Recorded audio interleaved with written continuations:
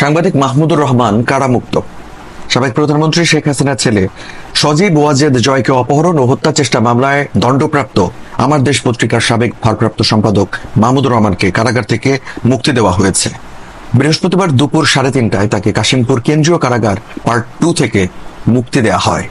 এর আগে এদিন ঢাকা মহানগর দায়রা জজ আশশামস জগলুল হোসেনের আদালত তার জামিন মঞ্জুর করেন। গত 29 সেপ্টেম্বর মাহমুদুর রহমানকে কারাগারে পাঠান আদালত।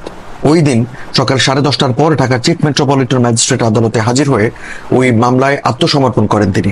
একই সঙ্গে আপিল শর্তে জামিন আবেদন করেন। শুনানি শেষে অতিরিক্ত চিফ মেট্রোপলিটন ম্যাজিস্ট্রেট মাহবুবুল হক জামিন নামঞ্জুর করে তাকে কারাগারে পাঠানোর আদেশ দেন। মাহমুদুর রহমান 2013 সালের 11 এপ্রিল ঢাকার কারওয়ান বাজারে আমার দেশ কার্যালয় থেকে গ্রেপ্তার হন। 2016 সালের নভেম্বরে জামিনে মুক্তি পাওয়ার পর তিনি লন্ডনে চলে যান। প্রায় 5.5 বছর নির্বাসিত জীবন কাটানোর পর গত শুক্রবার তিনি দেশে ফেরেন। এর আগে এই মামলায় 2013 সালের 17 আগস্ট ঢাকার অতিরিক্ত chief metropolitan magistrate Asaduzzaman Noor এই মামলার রায় ঘোষণা করেন।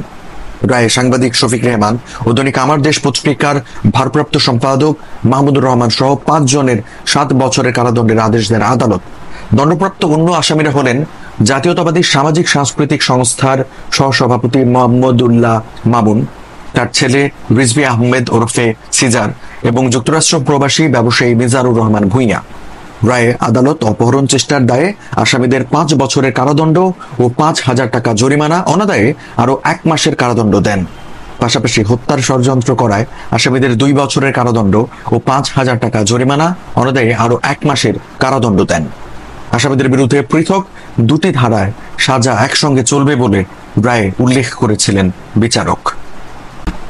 ভিডিওটি কেমন লাগলো তা কমেন্টের মাধ্যমে জানাবেন। আর এই ধরনের ভিডিও নিয়মিত পেতে চ্যানেলটি সাবস্ক্রাইব করে সাথে থাকুন।